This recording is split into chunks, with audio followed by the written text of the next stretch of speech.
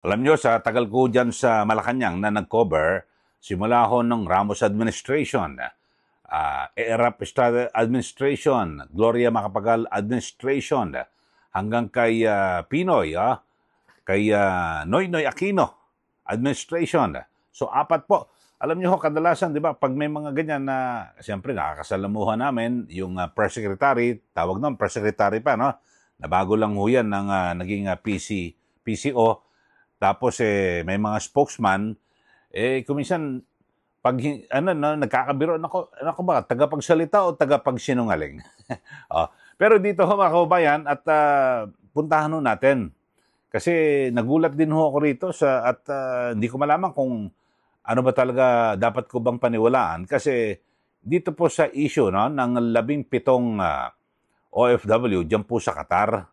Kasi nakalilito yung binabanggit po ni Attorney Claire Castro, isang abogado po at undersecretary dyan po sa Presidential Communications Office sa Malacanang at nagsisilbing tagapagsalita o tagapagsinungaling ng Malacanang. Kasi nalito ako noong April 4, tingnan natin ang petsa, April 4, Biyernes, ay nag-anunsyo po ito pong si DMW, Secretary Hans Leo Kakdak, na yung mga 17 ho na mga OFWs dyan po sa Qatar na naunang napabalita na sila po ay inaresto dahil sa illegal assembly o dahil sa sila po ay nakisimpatya at lumitaw na nag-rally di umano para po sa kaarawan ni dating Pangulong Rodrigo Duterte noong March 28, pinalaya na. So, ibig sabihin pinalaya, walang kaso. Kasi kung may kaso, hindi pwedeng palayain. Basta-basta. Ito, pakinggan ho muna natin. Yung ito pong si Secretary Hans Leo Kakdak at binambanggit niya. Ito, pakinggan ho natin para mas maganda, ilalatag ko ho muna yung mga sinasabi ho ng mga opisyal ng gobyerno. Di ba? Para mas maliwanag. At hindi tayo maukusan na fake news. Ito ho Dali. They had been detained and an inquiry as whether charge. Okay. Ang main point is yun nga, that they had been detained and an inquiry as whether charges have been filed. Wala pa naman sa ngayon, so perhaps it would be best to secure their provisional liberty in the absence of charges and while investigations are still going on. We know for sure that the Qatari Prosecution Service is still conducting its own inquiry and investigation. Okay, so maliwanag ho yan mga kababayan na binabanggit po ni Secretary Hans Leo Kakdak na naidetine at wala akong na isang pangkaso at nagpapatuloy ho ang investigasyon ng mga opisyal diyan po sa Qatari o sa Qatar ng Qatari officials. So nagsasagawa po sila ng investigasyon kasi may mga ganyan kahit dito sa Pilipinas may inireklamo. Kuminsan may matitindi pa nga ang mga reklamo. Halimbawa, kasong rape o ano man, tapos ay iimbestigahan ng piskal, ng prosecutor. At pansamantala makukulong muna yan, tapos kasi hindi pa pwede, maximum mga 36 hours. At kapag bago sumapit yung at least 36 hours, walang hindi nakapag-produce ng mabigat na ebidensya. Ang gagawin, palalayain na muna for further investigation. So, laya ka na. Parang ganito ho nangyari. So, hindi po sinampahan ng kaso, mga kababayan. Pero nagulat ho ko, noong Lunes ay may press con. Ito pong si Yusek Claire Castro at ang binabanggit, na-dismiss na raw po ang kaso. Sabi ko, wala namang nanonood ako ng press con ni Secretary Hans Leo Kakdak. Ang sabi niya, hindi raw po nakakasuhan at nagsasagawa pa ng investigasyon. Pero sabi po ni Yusek Castro, dinismiss na raw po ang kaso. So, paano mo i-dismiss kung wala pa ang kaso? Ito, alam niyo ho, maganda, napakagaling ho nito ng reporter ng ABS-CBN, si Pia Gutierrez. Ang galing ho ng kanyang pagkakahanay ng tanong At siguro dito nagkautal-utal dito si Yusek Claire Castro. Panoorin natin at pakinggan ho At ito, talagang di-discuss lang ho natin, mga kababayan, para kayo ho, ano bang pananaw nyo rito? Kasi sabi po ni Secretary Kakdak, wala hong kaso at pasamantalang pinalaya na dahil siya nagsasagwa pa ng investigasyon. Pero dito po kay Yusek Claire Castro, nung kinalunlisan, kasi Biyernes so sinabi, no, pinalaya, sabi ni Secretary Kakdak, Lunes, sabi ho ni inanunsyo ni Yusek Claire Castro na nako, dinismiss na yung kaso. O ito. At ang ganda ho ng tanong, paano i-dismiss kung wala namang kaso? Ang galing ho nitong si Pia Gutierrez. Panoorin po natin, ha, mga kababayan. Ha? Regarding yung 17 Filipino nationals, nabanggit po kasi last week ni DMW Secretary Hans Leo Kakdak that the reason the 17 Filipinos were provisionally released was because wala pong kaso na nasampa sa kanila during the time that they were detained. May we know ano po yung kaso na na-dismiss at kailan po ito na-charge? Sa ating pong pagkakaalam, ito yung illegal assembly. So, dahil nga po sa pakikipag-usap ng ating Pangulo sa gobyerno po ng Qatar, sa pamamagitan po ni Qatari Ambassador, napagbigyan po tayo na ang ating kapwa Pilipino na nahuli o na-detain ay makalaya po at hindi na po masampa ng kaso pa. So tama po, the President himself made a direct appeal to the Qatari government. When was that made po?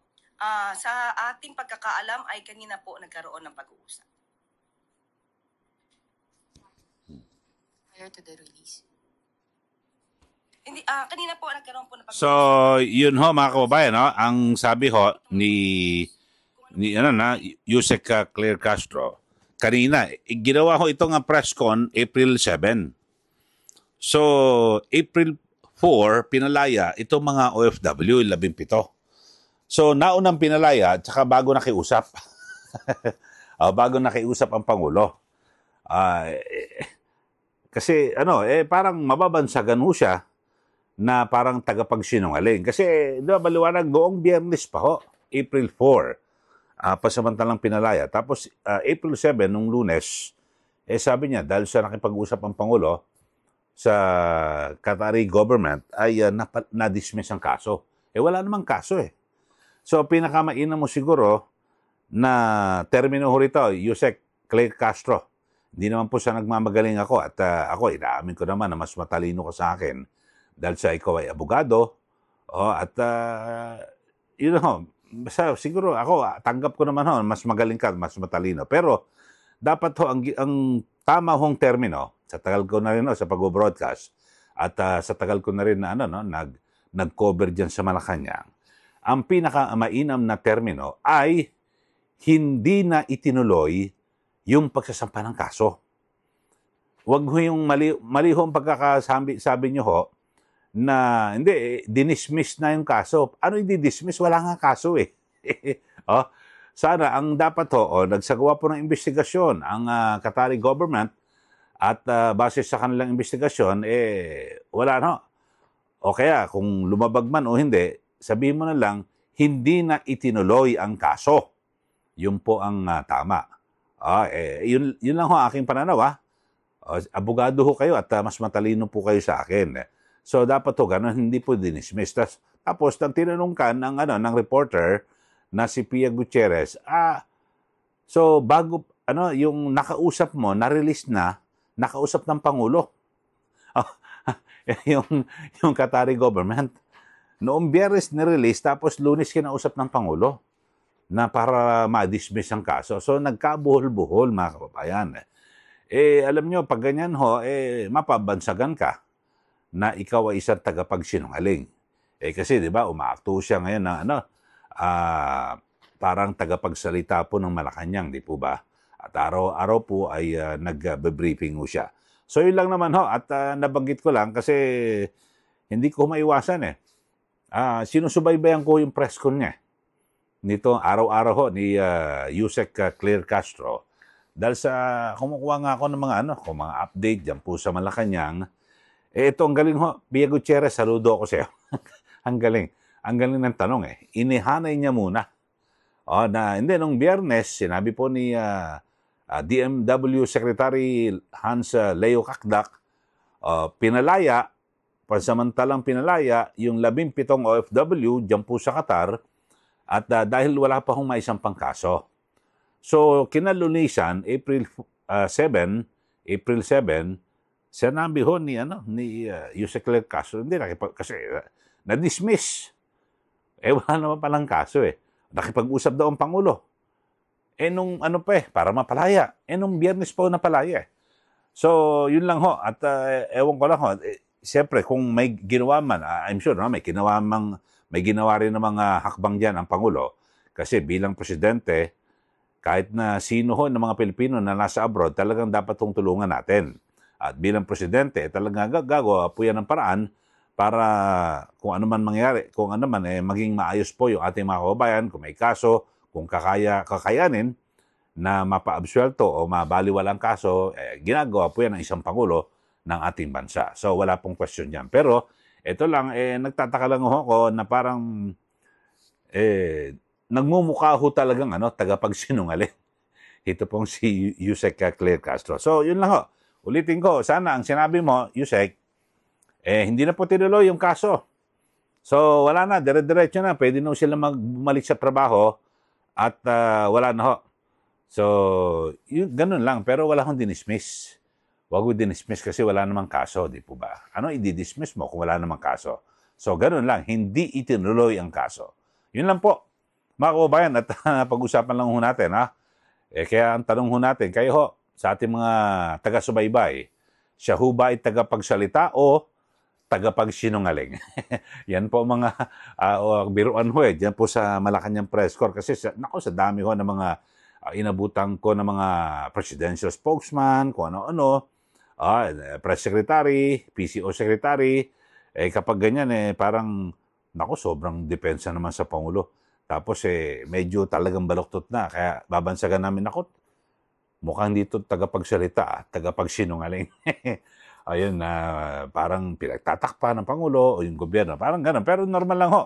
Kasi nasa Malacanang ka at isa kang opisyal ng gobyerno, natural lang naman na idepensa mo ang gobyerno. Pero siguro maging maingat lang para wag ho tayong magmukhang sinungaling. Okay, maraming salamat. Sa mga hindi pa ho nakakapag-subscribe subscribe na po kayo. At siyempre, i-like at i-share ito pong ating YouTube channel para lagi ho kayong updated dito po sa ating mga komentaryo at pagtalakay sa mga mainit na issue. Lalo na ho, inabangan lagi natin yung kaso po ni dating Pangulong Rodrigo Duterte, kay Vice Presidente Sara Duterte, at sa lahat po ng mga opisyal ng ating gobyerno. Lalo na yung mga gumagawa ng kabalbalan. Yun, nagbabantay ho tayo. Okay, maraming salamat po. Muli, ito po si Kaeli. Magandang araw po sa ating lahat.